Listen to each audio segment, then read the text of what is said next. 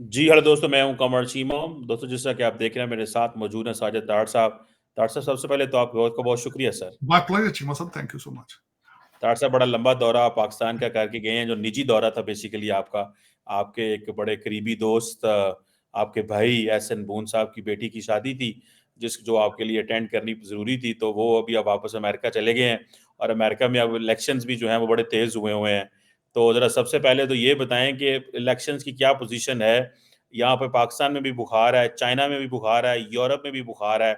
और एक मैं प्रिसाइज क्वेश्चन भी, ओवरऑल जनरल भी बताएं, और ये प्रिसाइज क्वेश्चन भी छोड़ने जा रहा हूँ, क्योंकि आपके लीडर ट्रम्प साहब के बारे में कहा जा रहा है कि जब वो अगर सदर बनते हैं तो दुनिया में कन्वेंशनल मिलिट्री जंगों का खतरा नहीं है, ट्रेड वॉर्स का खतरा है, क्योंकि वो टैरिफ जो है वो बढ़ा देंगे, कहीं कम कर देंगे। How do you see this, please जरा हमें आप बताइएगा। चीमा साहब, पहले तो आते ही मैं कैचअप किया 2-3 दिन। हालांकि मैं बाहर भी हर वक्त स्टे इन टच रहता हूँ करंट अफेयर से, सारी चीजों से। लेकिन जो आते ही कल से मैंने नई चीजें देखी हैं। एक बहुत मशहूर है प्रिडिक्ट करते हैं, एलन लिंचमैन, अमेरिकन यूनिवर्सिटी में पढ़ाते हैं। और उन्होंने प्रिडिक्ट किया है कि वो 10 में से 9 दफा सही प्रिडिक्ट कर चुके हैं। उन्होंने कहा जी कि डोनाल्ड ट्रंप साहब हार जाएंगे। शायद उन्हें पीटीआई वालों के सेंटीमेंट्स का नहीं पता कि उनके खिलाफ ट्रोलिंग शुरू हो जाएगी। उन्होंने ये ऐलान कर दिया कि Donald Trump will be losing. दूसरा एक और बहुत बड़े प्रेडिक्टर है, जेम्स कार्वेल उनका नाम है। उन्होंने भी कहा है कि डोनाल्ड ट्रंप साहब हार जाएंगे, लेकिन ये सीएनएन की खबर है, यहां पे ये जरूर देखना चाहिए। अब उसके बाद जो 2 सर्वे रिसेंटली हुए हैं उनके बारे में बताना चाहूंगा। 2 सर्वे हैं, एक न्यूयॉर्क टाइम और सियाना कॉलेज बैटल ग्राउंड उसका नाम है। उन्होंने सर्वे किया है, तो वो कहते हैं 7 में से 4 में Kamala Harris is leading.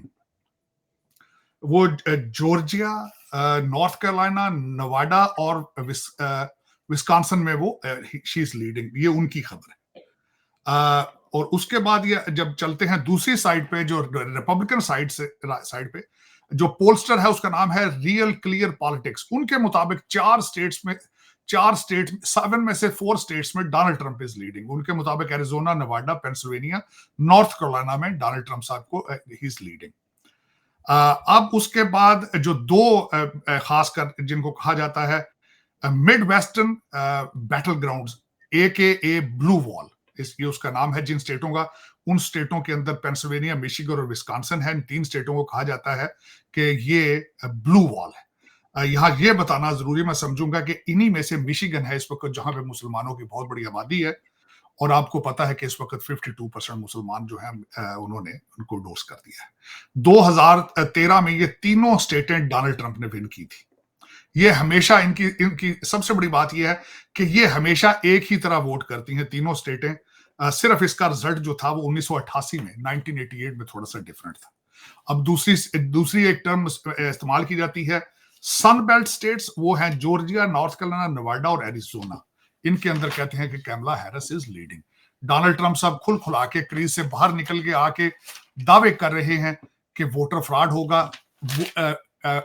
ID की वजह से, वोटर फ्रॉड आईडी की वजह पे लोग नहीं आएंगे। इस वक्त डोनाल्ड ट्रंप साहब अपनी कंक्लूड करेंगे कैंपेन पिट्सबर्ग, पेंसिल्वेनिया के अंदर।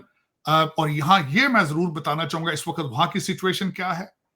पेंसिल्वेनिया के अंदर इस वक्त डेमोक्रेट्स ने सिर्फ 39% वोट किए हैं और जो रिपब्लिकन है उन्होंने 49% वोट कर दिए हैं, जिसकी वजह पर वो बार बार क्लेम किया जा रहा है कि Pennsylvania will be going into the with the Donald Trump.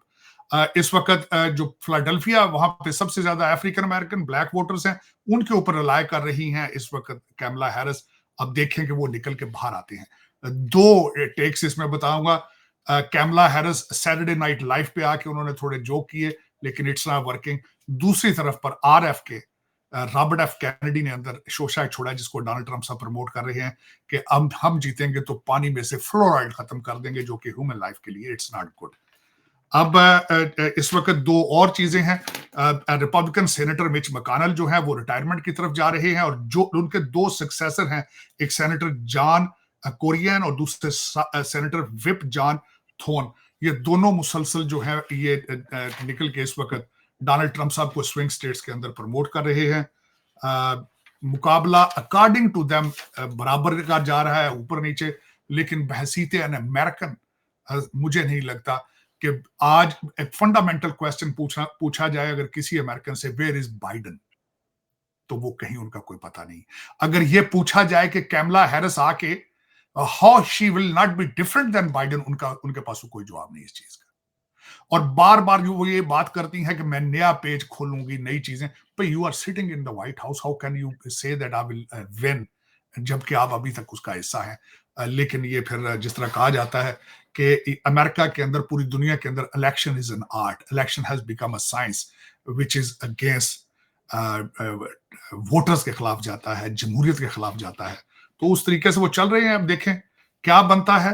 बार बार ये क्वेश्चन किया जा रहा है कि डोनाल्ड ट्रंप साहब 2024 के इलेक्शंस के रिजल्ट को मानेंगे, तो वो कहते थे हमेशा कि if election is free, fair and legal तो एक्सेप्ट करेंगे। कल मेरी इंफॉर्मेशन के मुताबिक व्हाइट हाउस के आसपास सिक्योरिटी का बंदोबस्त कर दिया गया। मेरे ख्याल में वो रिपब्लिकन के लिए नहीं है, वो इसलिए है कि अगर डोनाल्ड ट्रंप साहब इलेक्शन जीत जाएंगे फिर क्या होगा। उसकी वजह यह है कि वॉशिंगटन डीसी के और बड़े दूसरे शहरों के अंदर प्रेसिडेंट मौजूद है कि ब्लैक लाइफ मैटर और अंतीफा जो है वो इस चीज पे महारत रखती है कि चीजों को जला दिया जाए, भस्म कर दिया जाए। यहाँ इनका एक स्लोगन था, बर्न बेबी बर्न, जब बिग फ्लॉयड के केसेस थे। तो और दूसरा, अमेरिका के अंदर इस वक्त दो मुख्तलिफ किस्म के कवानीन हैं, एक डेमोक्रेट्स के लिए और एक रिपब्लिकन्स के लिए। Let's see, it's just it's very decisive day today. Tomorrow will be a new chapter. Tomorrow will be a new world, matter of fact. या ऊपर जाएगी या नीचे जाएगी, या इन जंगों में 2-4 जंगों का इजाफा हो जाएगा, या फिर दुनिया पीस की तरफ जाएगी। जिस तरह आपने खुद फरमाया है, डोनाल्ड ट्रंप साहब जंगों के अहदाफ जो हैं वो ट्रेड और एम्बार्गो से हासिल करते हैं, टैरिफ से और एम्बार्गो से, सैंक्शन से। तो वरना देखें आने वाले दिन क्या लेकर आते हैं। It's very very critical moment at the time. तट साहब, आपके बारे आपके जो नाकदीन हैं वो कहते हैं कि बड़े क्लियर हेडेड हैं आप, और आपके जो मद्दाह हैं आपको पसंद करते हैं वो भी कहते हैं बड़े क्लियर हेडेड हैं। तट साहब, 2016 में जब डोनाल्ड ट्रंप साहब की कैंपेन चल रही थी तो you are first Pakistani and Muslim who spoke at the Republican National Convention. आप CNN, फॉक्स न्यूज़, अमेरिकाज और दुनिया के टॉप न्यूज़ चैनल्स पे आए और आपने डोनाल्ड ट्रंप का केस लड़ा जब दुनिया में कोई डोनाल्ड ट्रंप का केस लड़ने को तैयार नहीं। तो यू हैड अ कन्विक्शन, आपके ज़हन में था कि मैं जिस बंदे को सपोर्ट कर रहा हूँ ये अमेरिका को एक अच्छा लीडर के तौर पे लेके आ सकता है। लेकिन क्योंकि आप डोनाल्ड व्हाइट हाउस भी आप बड़ी दफा गए हैं, ट्रंप साहब से कई दफा मिले हैं, लेकिन आपके जो नाकदीन है वो सवाल करते हैं कि आप तो ट्रंप के एडवाइजर ही नहीं है। और जनाब ये आपने आपको ट्रंप के एडवाइजर कहते हैं, और पाकिस्तानी मीडिया में क्योंकि आप आए हैं तो पिछले कुछ दिनों में तो बहुत आपने एक अपनी वोकल ओपिनियन रखी पाकिस्तानी पॉलिटिक्स पे, और क्योंकि यहाँ पे कहा जाता है कि डोनाल्ड ट्रंप साहब आएंगे और इमरान खान को छुड़ाएंगे, तो आपने उस पर कमेंट किया, तो इस पे आप क्या कहना चाहेंगे? चीमा साहब, मैं आपके इस प्रोग्राम के हवाले से कौमे यूथ से गुजारिश करना चाहूंगा, जो कि एक तूफान बदतमीजी के मास्टर हैं, PhD इनके पास मौजूद है तूफान बदतमीजी की। जितना बड़ा को बदतमीज होता है उसका पोर्टफोलियो उतना बड़ी मिनिस्ट्री उसको दी जाती है।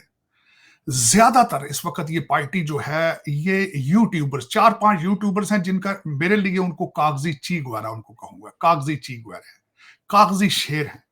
और वो भी भागकर जो 4-4 हफ्ते पहले, 4 हफ्ते के लिए इलाज के लिए बाहर आए थे, इस वक्त वो उनको जिस तरह एक नया टॉपिक चाहिए होता है अपनी यूट्यूब को बढ़ाने के लिए, मेरी उनके लिए हमेशा ये गुजारिश होती है कि गल्लां करन सुखाड़ियां जे हुण पराइयां, इत्थे बैठे हो खुशबू ला के पाकिस्तान जाओ ना सरकार, स्वाद आ जाए। लेकिन ये कि चीमा साहब, अफसोस से कहूंगा, इट इज नॉट वर्थ कि मैं इनकी बात का जवाब दूं। ये अमीर लोगों के बिगड़े बच्चे हैं जिनके पास और करने को कुछ नहीं है, ट्वीटें भी उर्दू में करते हैं।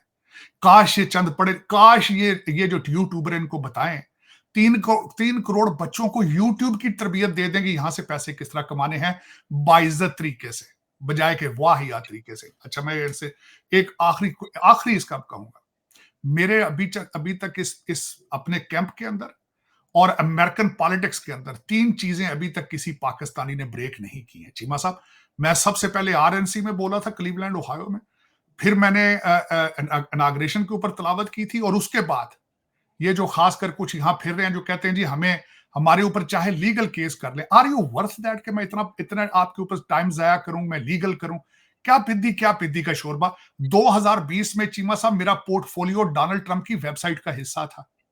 ये 3 टाइटल जिस दिन इन्होंने तोड़े तो उस दिन बेशक मैं I will rest my case, लेकिन ये मैं आखिरी दफा इस कौमे यूथ से मुखातब हुए इस हवाले से, और मेरी इनसे हम्बल क्वेश्चन है, पाकिस्तान ने माफी दे छोड़ो, खुदा अदा ना आ जाए, खुदा अदा ना आ जाए, कोई नवी दुकान खोल लो, कोई नवी पार्टी किसी में चले जाओ, क्योंकि आप सारे मुख्तलिफ पार्टियों के रिजेक्टेड लोग हो। लेकिन चीमा साहब, मैं एक शरीफ आदमी हूं, बिजनेस में हूं, मेरे पास टाइम नहीं है कि इस तरह के लोग जो जिनके बेलगाम लोग हैं, जो कि सिर्फ और सिर्फ जिनको मैं कहूंगा फैंसी लौंडे लपाड़े ने, और जो गूगल की वादियों में मेरे लिए पत्थर तलाश करते फिर रहे हैं, इन्हें पत्थर नहीं मिला, सिर्फ दो चीजें इनको मिली हैं। एक मेरी तस्वीर काजी फाइज ईसा के साथ इनको मिली है, और एक 2014 का मेरे किसी मुलाजिम को टिकट मिला था, वो इन्होंने पोस्ट कर दिया है। इनकी बहादुरी यही है। लेकिन शुक्र है कि मेरी वजह से शायद इन्हें गूगल का पता चल गया कि वहां पे सर्च किस तरह करनी है। चीमा साहब, इट इज रिडिकुलस। इन्होंने जिस तरीके से एक फर्दे वाहिद और एक मजहबी पार्टी को प्रमोट किया है, काश पाकिस्तान को प्रमोट करते। काश 3 करोड़ बच्चा जो स्कूल नहीं जा रहा, उनके लिए इनके पास दर्द होता। काश इनके पास दर्द होता जो 4 करोड़ भिखारी इस वक्त पाकिस्तान और पाकिस्तान से बाहर फिर रहे हैं। लेकिन चलें, 77 साल से हम इसी तरह इन्हीं खाइयों में फिर रहे हैं, नीचे से नीचे हैं, इन्हीं लोगों की वजह से मेरे ख्याल में। लेकिन time has come up, PTI has no future in Pakistan. जिस तरीके से पुरतशद्दद सियासत पे ये बिलीव, किसने इनको कहा था चीमा साहब ये असेंबलियों से रिजाइन दें? 70% पाकिस्तान में असेंबलियां इनके पास थी, आजाद कश्मीर, केपी के, और उसके बाद पंजाब भी। किसने कहा था? ये जमहूरी रवायात हैं चीमा साहब। ये तो खुद बिलीव ही नहीं करते जमहूरियत पे।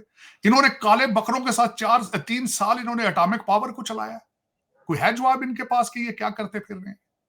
एक सियासत से शुरू करके आप इस वक्त मुर्शद बन चुके हैं चीमा साहब। क्या हमें एक मजीद मुर्शद की जरूरत है? एक मुर्शद पहले कैंसर से इलाज करता रहा है फूकों से, अब दूसरा मुर्शद तैयार है फूकों से पाकिस्तान तबाह करने के लिए तैयार है। बट ये तजाद ये क्या है जी? मतलब, लेकिन कोई नहीं, मैं समझता था जवाब दूं इनको, और मैंने बिल्कुल ये क्लेम नहीं किया कि मैं मशीर डोनाल्ड ट्रंप हूं। यस, 2016 में मैं उनके एडवाइजरी काउंसिल का मेंबर था। By that token I am an advisor. लेकिन मुझे ना किसी को प्रूव करने की जरूरत है, ना क्रेडिट लेने की जरूरत है। मेरा पाकिस्तान में किसी पार्टी के साथ कोई एफिलिएशन नहीं है, और बिलखसूस जो पाकिस्तान को नुकसान पहुंचा रहे हैं, I will be keep talking about it, I will keep expressing my self. बिल्कुल ठीक है डॉक्टर साहब, आपका वर्जन आ गया, बिल्कुल आना भी चाहिए था। और आपने बिल्कुल सही कहा कि रिपब्लिकन नेशनल कन्वेंशन पे बोलना बड़ी बात है। ये तो देखिए, कोई बोलेगा तो फिर ही है, लेकिन ये एक पाकिस्तान के लिए एजाज़ की बात थी। लेकिन हमने इस चीज़ को जो है वो शायद हम हर चीज़ को पोलिटिसाइज करना चाहते हैं, हम हर पाकिस्तानी एसेट को पोलिटिसाइज करना चाहते हैं।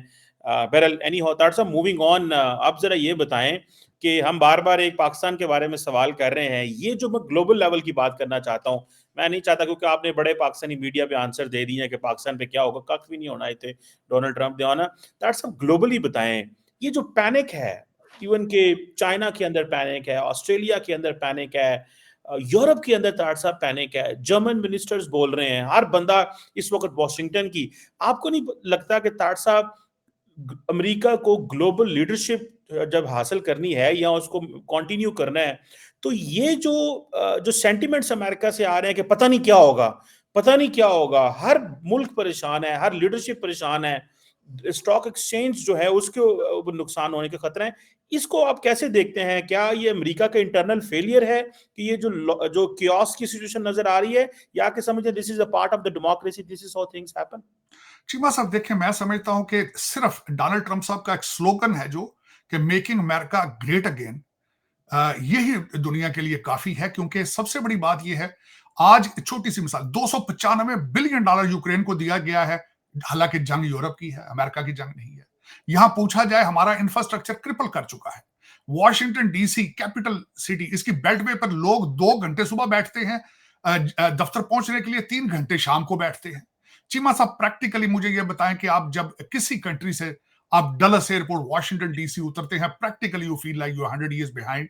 इंफ्रास्ट्रक्चर क्रिपल हो चुका है करप्शन की वजह से, करप्शन की वजह से।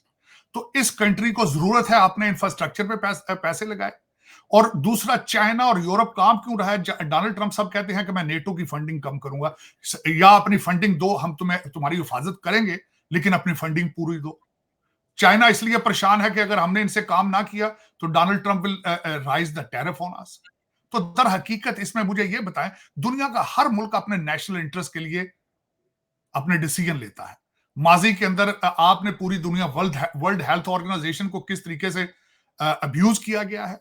इस वक्त दुनिया के सबसे बड़े पोल्यूटर चाइना और इंडिया हैं, लेकिन उनमें वो दोनों पार्टिसिपेट नहीं कर रहे पेरिस अकॉर्ड के अंदर।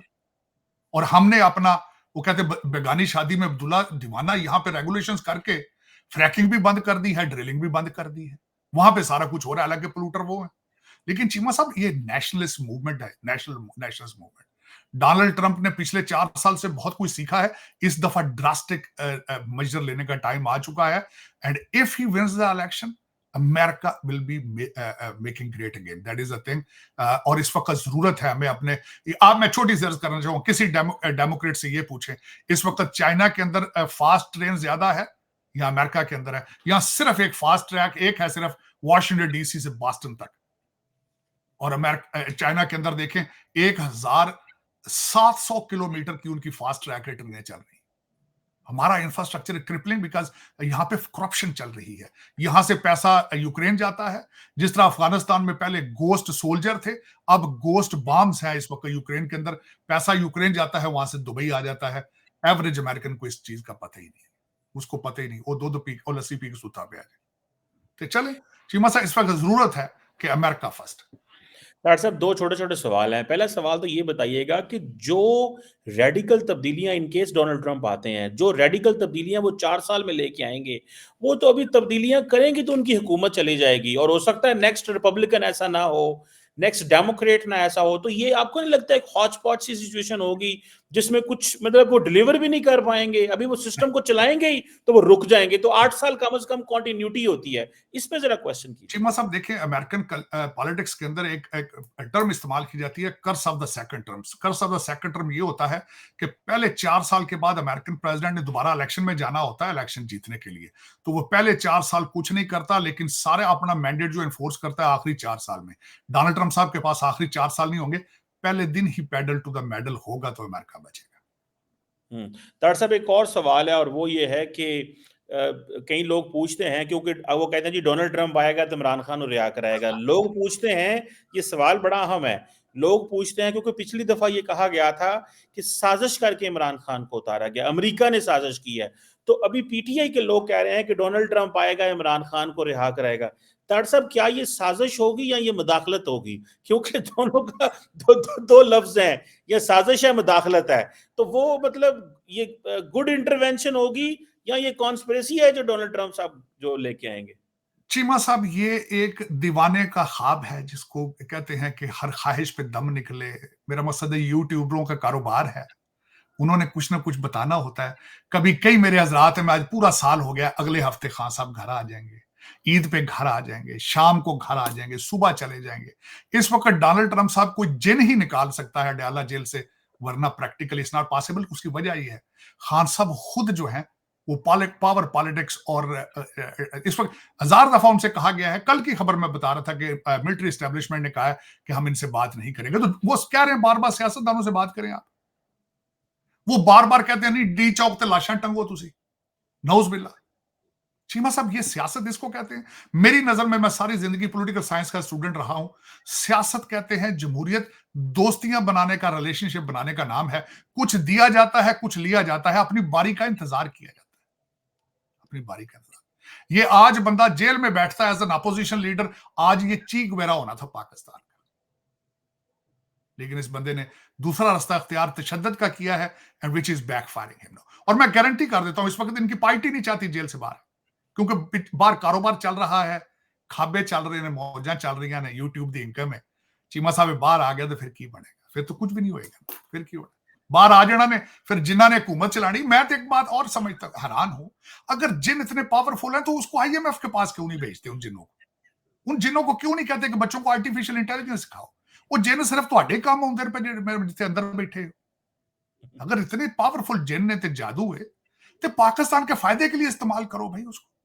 ये क्यों नहीं हो रहा सारा कुछ? लेकिन चले चीमा साहब, फिर मजहब मैंने जिस तरह बताया था, पहला एक भाईया सी, वो फूका नाल कैंसर का इलाज करता सी। वो शायद फिर मैं I can be wrong. Let's see. बिल्कुल सही कह रहे हैं तार साहब, देखते हैं क्या होता है। ये तो एक अनएंडिंग बात, और आपकी बात सही है कि अगर इमरान खान बाहर आ गया तो ये जो बाहर इस वक्त दौरे कर रहे हैं और मजे ले रहे हैं और अपने आप को लीडर बनाया हुआ in the absence of Imran Khan, ये तो बेचारे छुपते फिर रहे हैं और इनकी तो बारियां लगी हुई हैं, कोई चीमा किसी साहब, तरह। एक कागजी चीग वेरे जे सिर्फ इन्हें बस। चले ठीक है तार साहब, thank you very much, it's a pleasure talking to you, बहुत शुक्रिया सर।